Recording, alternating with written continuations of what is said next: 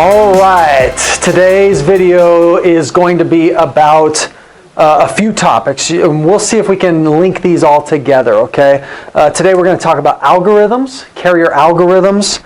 We're going to talk about field underwriting and your responsibility and the role that you play as a field underwriter. We're going to be talking about the bouncer at the front of the dance hall, right? Or the bouncer at the front of the club.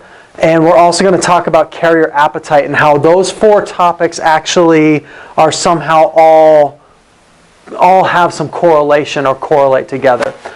This again, much like the insurance spectrum videos that I've done in the past, is a topic that comes up frequently, and so I want to address it for you today and talk about this. Okay, so carriers have a product that they sell, right? I'm going to use this yellow line as example. I'm not going to use any company per se, for example. But carriers have a product that they sell, right?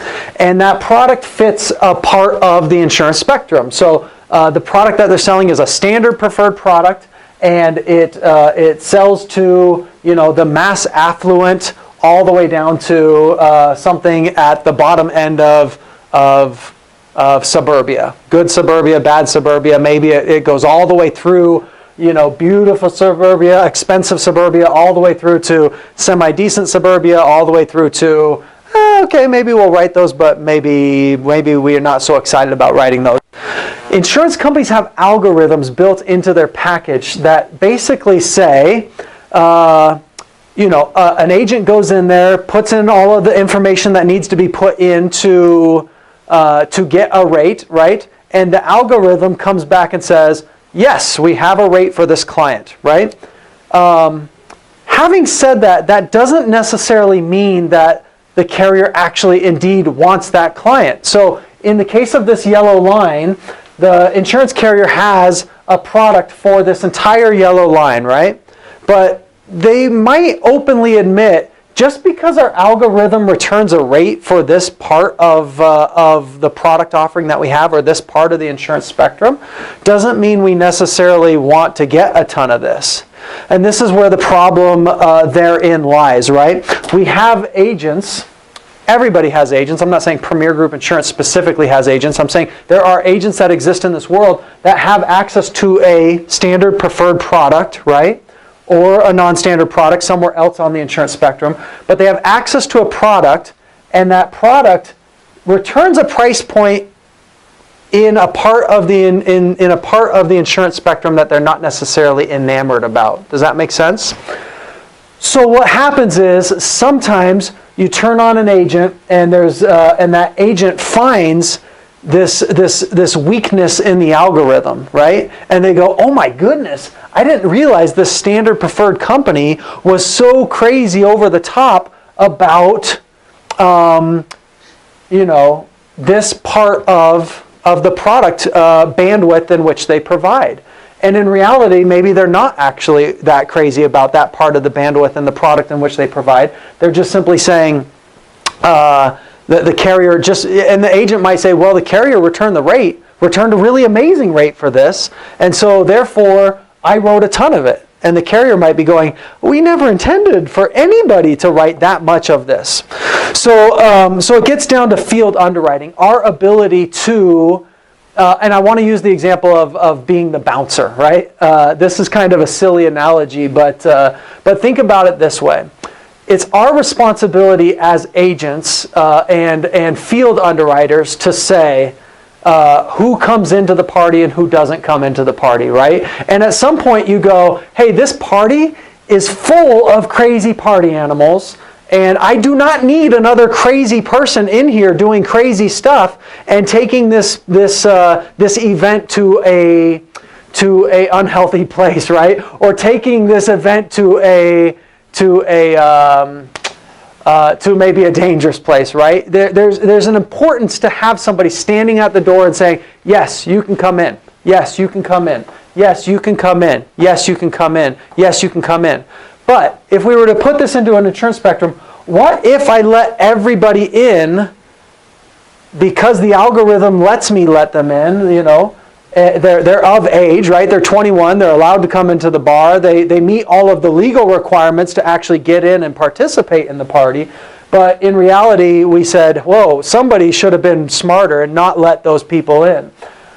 It would be wrong if we said, just because they met the requirement to come to the party doesn't mean we shouldn't have had somebody at the door saying, well, this is getting out of control. We have way too many people at this end, too many people coming into the party already inebriated. Maybe that's another way of playing out this example, but too many people coming into the party that are going to take this place to a level that we do not want it to get to, right? And so it's our job as field underwriters to say, okay, the company, the standard preferred company wants typically 7 or 8 or 9 out of 10 risks that fit this part of the spectrum.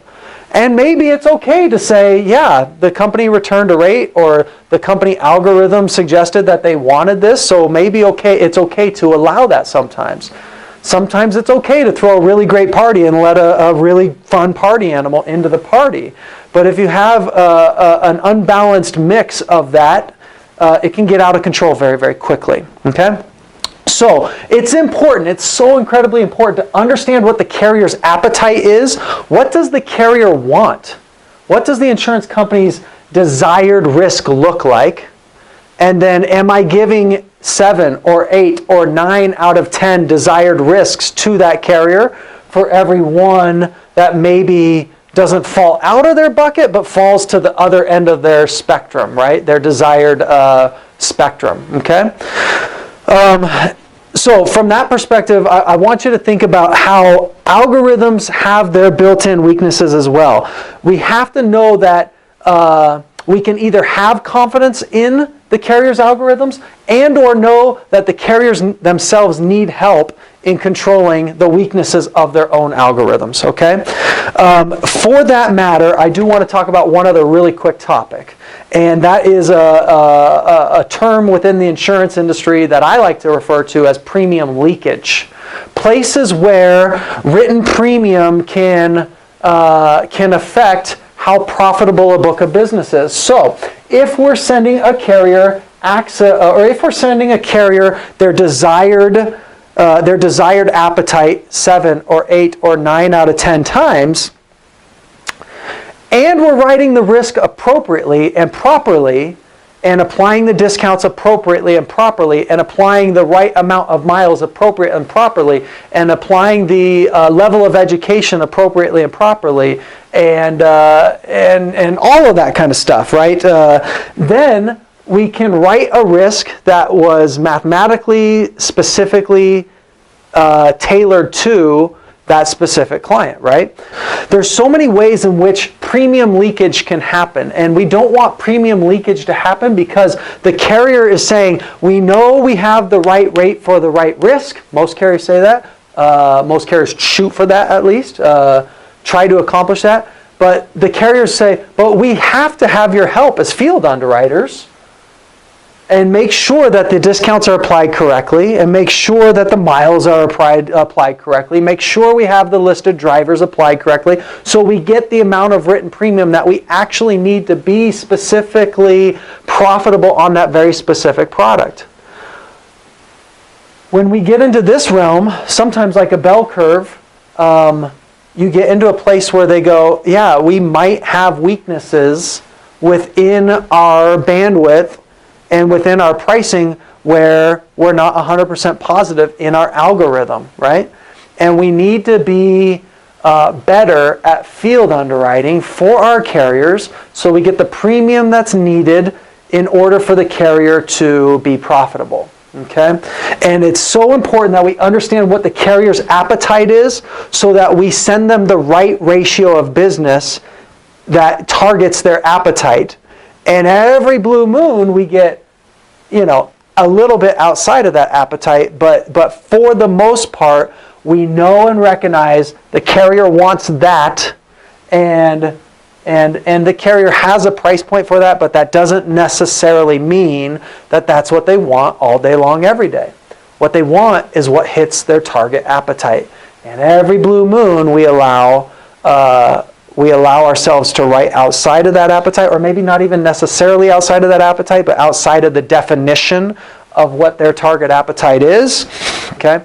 A little bit different from what I'm talking about understanding the appetite of the actual carrier and hitting that appetite, and field underwriting. We're hitting on a few different topics, but between field underwriting and us playing our role and making sure we're writing what the carrier wants to write, applying the discounts correctly, applying mileage correctly, listing the drivers correctly, understanding that sometimes these carriers don't want business that's coming from the non-standard end of the spectrum, and them saying, you know, that really falls at the bottom end of our appetite and we don't necessarily want that all day long every day.